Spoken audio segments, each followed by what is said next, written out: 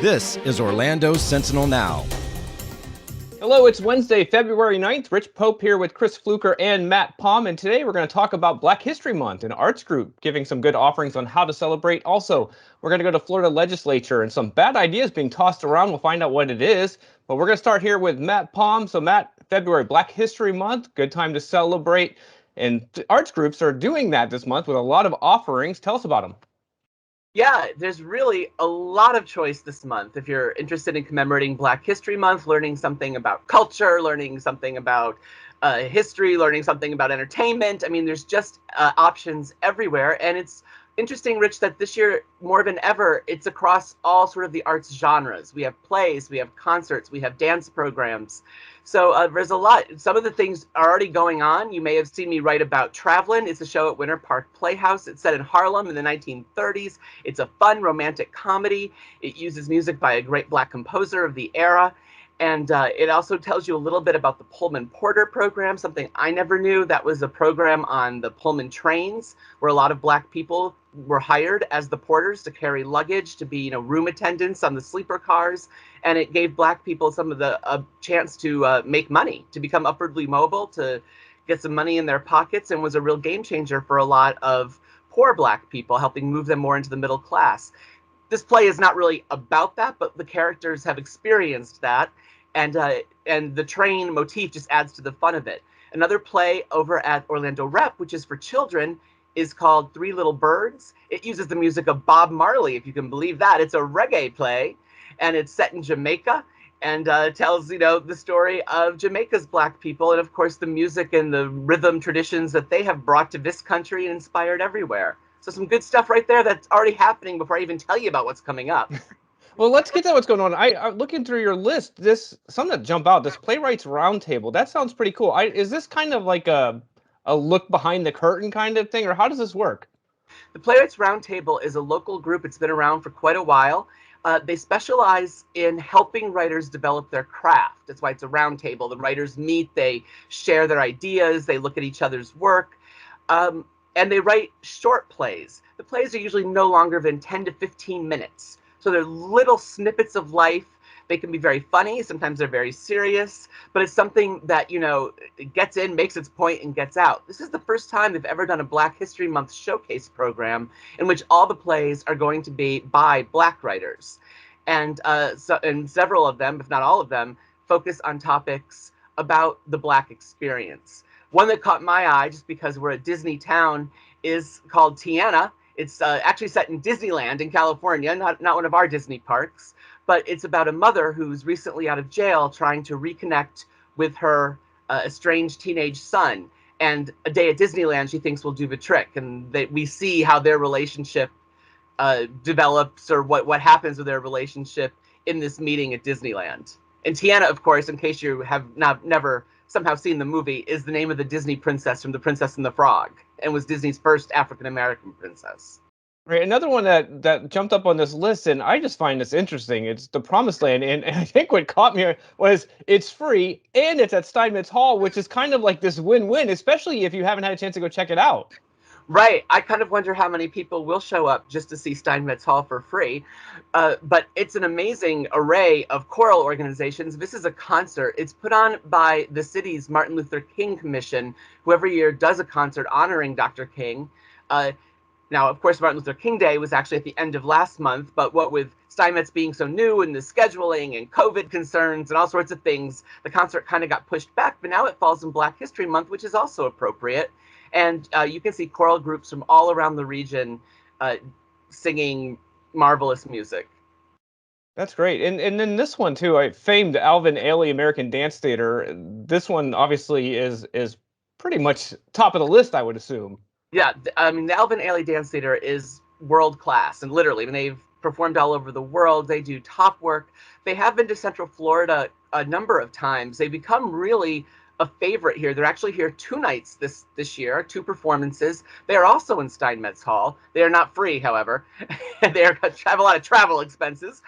But their dance is it's not ballet. It's a more modern, jazzy type of dance. But one of the highlights of the Alvin Ailey Dance Theater, and something that they always end their program with, is called Revelations. and it's a dance piece from the 60s that was inspired by the tradition of Black church going. And you'll see, the dancers wear, the female dancers wear the big hats you might associate with traditional Black churches that the ladies wear, and carry fans to fan themselves with. And the movement all has this sense of praise and jubilation, and it's one of the most uplifting dance pieces you'll ever have. There's a reason it's a fan favorite that always gets done, because if you went and saw them and they didn't do it, you would probably, if you were a fan, you'd probably leave a little disappointed not to have had that feeling again. That's awesome. Well, good stuff there. And full list online right now on orlandosentinel.com, where you can check out. Matt does a great job of lining those up, and you can select through those. We're going to go ahead and move forward here to Chris Fluker. So, Chris, some ideas from lawmakers being tossed around, not exactly good ideas, according to the Orlando Sentinel editorial board. Tell us about it.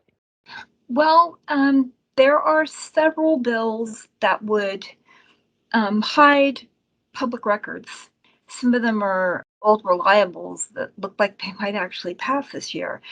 The one that is really troubling right now, we're hoping is not going to move, but it's so bad that we thought it was important to sound the alarm. We've done a lot of reporting on the so-called dark money dilemmas that have kind of created a shadow campaign finance system in Florida.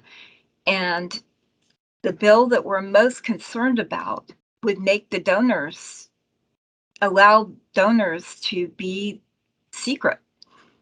We'd never know, for example, that FPL earmarked millions of dollars for committees that, they go by the innocent designation of nonprofit, but they can pump millions, tens of millions into these shadowy networks that nobody can see. And along the way, the money gets moved from committee to committee to committee. And it's very difficult to pin it back even now to one particular donor.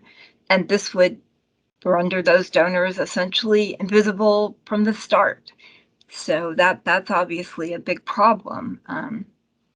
And we're hoping that it stays where it is, which right now the legislation's not moving in the House or the Senate. But of course, the last couple weeks of the session, things kind of burst into life that are otherwise dead.